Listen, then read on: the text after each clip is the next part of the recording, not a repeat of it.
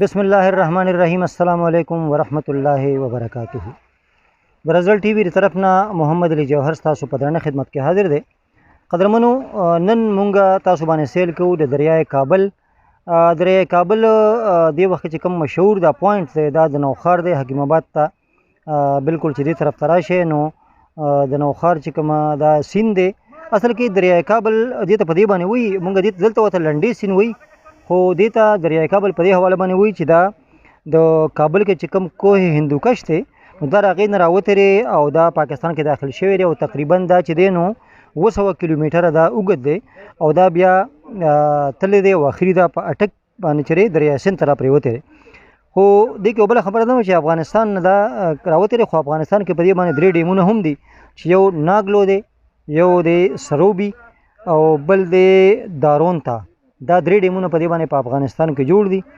او دا چې دی نو ډېر زیات مشهور دی دریای کابل چې ورته لنډې سیند وایي او د دې به مخکې ډېر زیات نقصان کوو چې کله دا پولونه نه وو، کله دې کې مسلې وي نو دې به ډېر غټ نقصان کوو. دې وخت چې موږ په کوم ځای باندې ولاړ یو دلته کې د دریای کابل په دې غاړه باندې تاسو یقینا چې دا وینئ چې دا زموږ شاته تاسو ګورئ یو لفټ هم لګېدلی دی. نو دا لفټ دې لپاره دی چې دې باندې دلته چې کوم خلک دي د نوخار یا د حکیم آباد نه دې چې خپله پیر سباق ته پورې ځي نو هم په دې لفټ کې ځي. دغه شان په دې کې تیپل تاسو ګورئ کشتۍ پکې هم دې کې چلیږي، نو دې باندې د یو پل منصوبه شته دی په دې ځای کې نږدې هم، خو د هغې نه مخکې که تاسو اپله بیا ګورئ نو بالکل هغه طرف ته اخري بیا د پیر سباق چې کوم کلی دی نو هغې ته یو پل جوړ شوی دی او هم ډېرې موده پس جوړ شوی دی. مخکې به دا خلک هم په دې کشتو کې بتلل او په دې لفټونو کې بتلل، اوس هغه پل چې کله جوړ شو دا مسله ختمه شوې ده.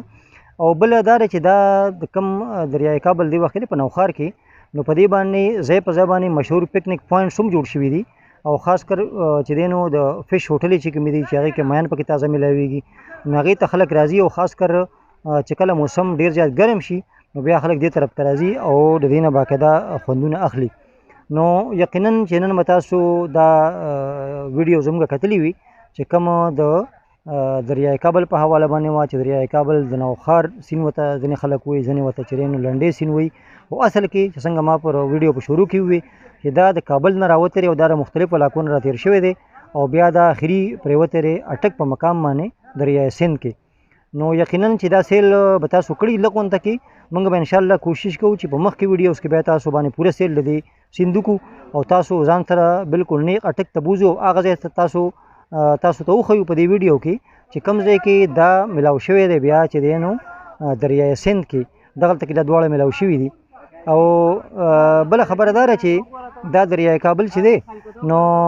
دا مخکې به ډېر زیات نقصان کوو څنګه چې ما مخکې وویل، خو اوس هغه نقصان کم شوی په دې باندې چې په دې باندې پلونه باقاعده جوړ شوي دي، مخکې به دا نه او بل دې سره سایډونه دې ته یې صحیح کړي دي او اوس پکې هغه نقصان نه کوي چې کوم به مخکې اوبو نقصان کوو. په دې کې یو احتیاط دلته کې پکار وي چې کله